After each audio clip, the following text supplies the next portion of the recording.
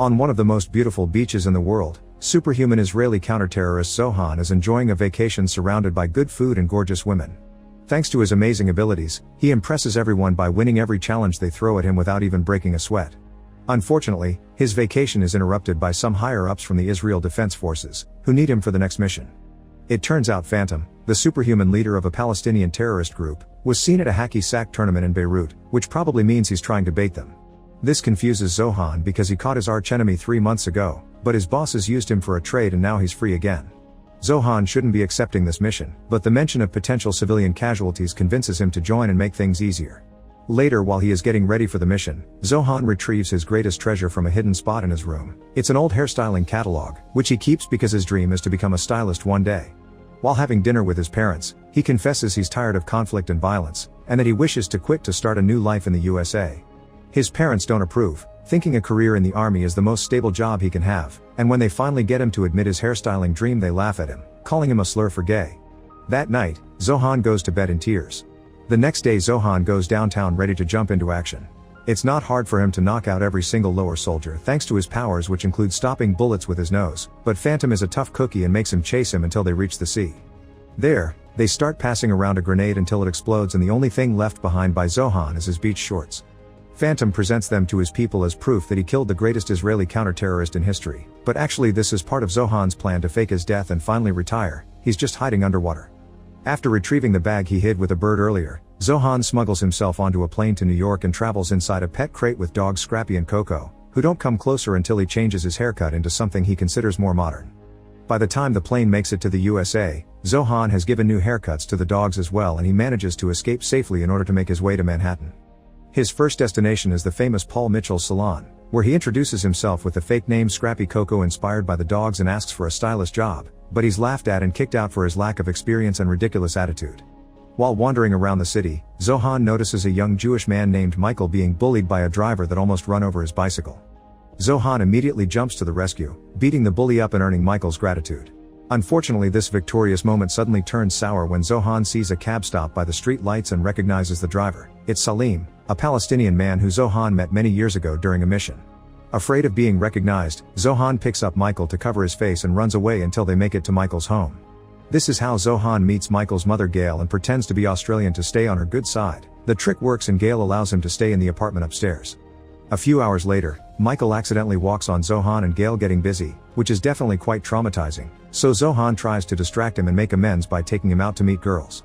At the club, Zohan teaches Michael to be less picky because all women have something to offer no matter their age or body type, and while Michael tries to follow that advice, Zohan is approached by Ori, a fellow Israeli immigrant that immediately recognizes him.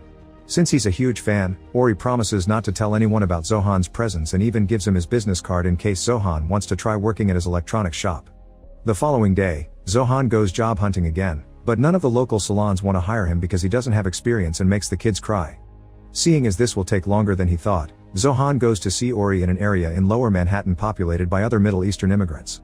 He wants to get a temporary position in the electronics shop until he finds something better, but Ori changes his mind and turns him down, explaining that this shop kills dreams.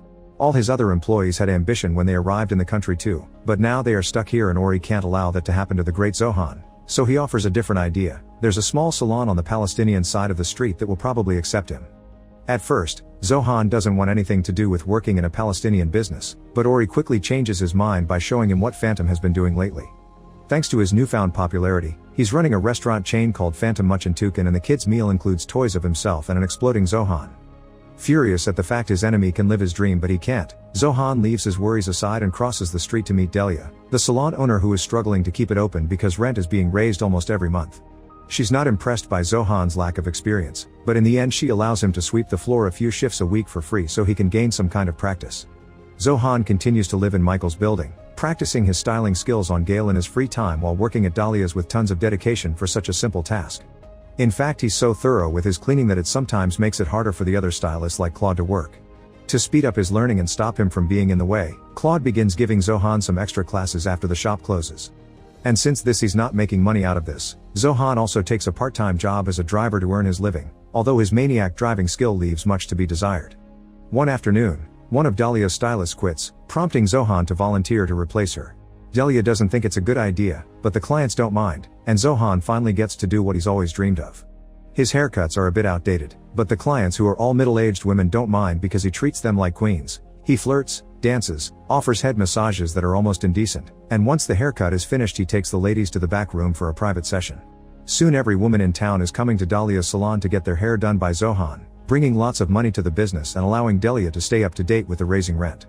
Zohan's success is so big he even gets a call from Paul Mitchell himself to try to hire him, but Zohan is loyal to Dalia and Claude, who begins getting tips on how to treat the ladies as thanks for his classes. One day, 2 new clients arrive at the salon in Salim's cab, revealing Zohan's presence to the driver. He remembers Zohan perfectly from the time he was in Palestine. Salim had thrown a shoe and spat at him, so Zohan took Salim's beloved goat as payback. Enraged and eager to get revenge, Salim calls his friends Hamdi and Nasi in order to make a plan to catch Zohan and become as popular as Phantom himself. Meanwhile, Zohan and Delia go on a picnic together, although Delia makes sure to clarify it's not a date. The two of them get to bond and share their experiences as immigrants, and Zohan's impressed to hear someone else dislikes the way both sides hate each other and won't stop fighting for stupid reasons. When they return to the salon, Nassin shows up pretending to be a client and mentions things like goats and throwing shoes as a way to gather intel, but Zohan doesn't even know what he's talking about. By the time Nasi goes back to Salim, he feels as charmed by Zohan as all the ladies. Speaking of the ladies, Zohan discovers his body doesn't want to collaborate and he can't offer private sessions anymore.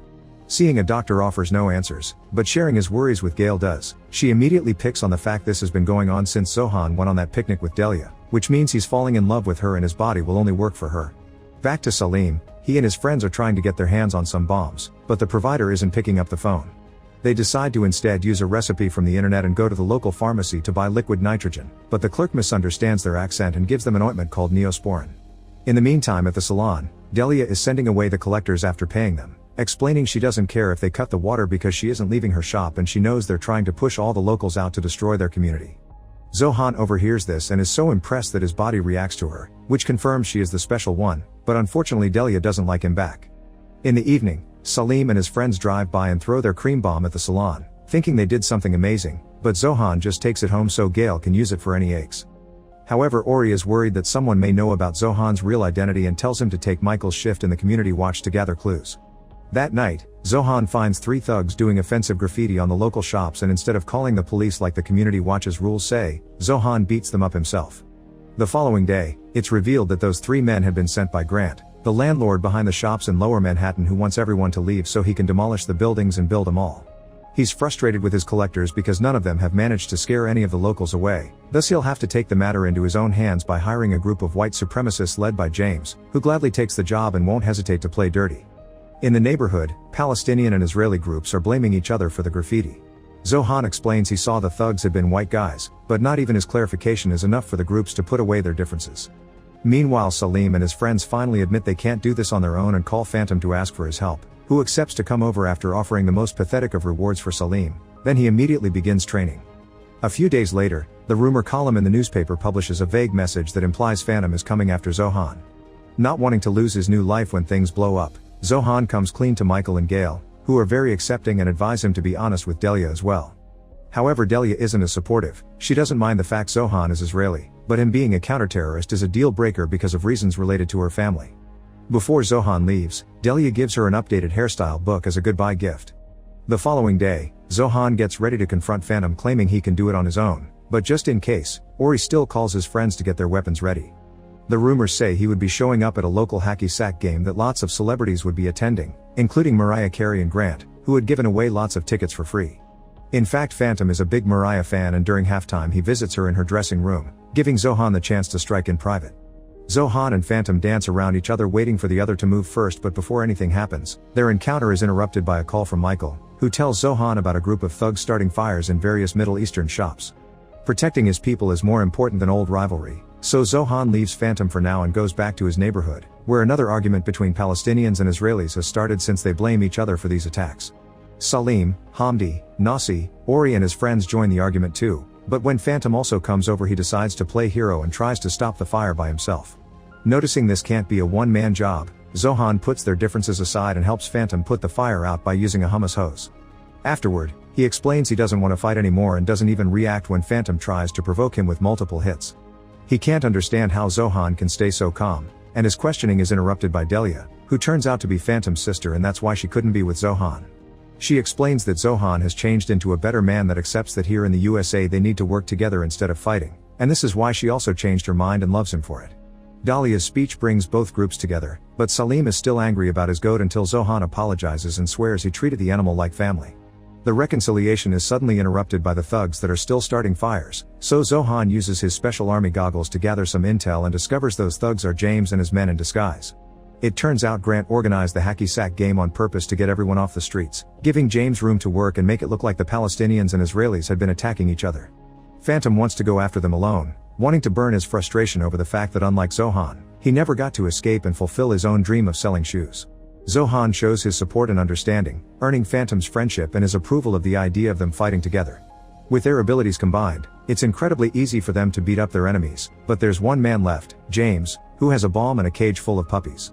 There's not enough time to stop him by hand, so Zohan and Phantom scream the jihadi chants that their people haven't sung together in centuries, causing the manhole under James to blow up and take him away from the bomb. It also sends the puppies through an apartment window where they land safely on a couch. At that moment, Grant arrives to check the progress of his plan, but the police are also there and arrest him on the spot. Zohan is ready to celebrate, but there's a little problem. Phantom isn't capable of stopping his screaming in time and ends up causing more damage to the stores. Fortunately, now that the Israelis and Palestinians are united, they can work together and rebuild the block into a collectively owned mall where everyone can keep their shops. Phantom's finally selling shoes, Salim starts a goat ride business, Ori relocates his electronics store there, and after getting married, Zohan and Delia open their salon there as well.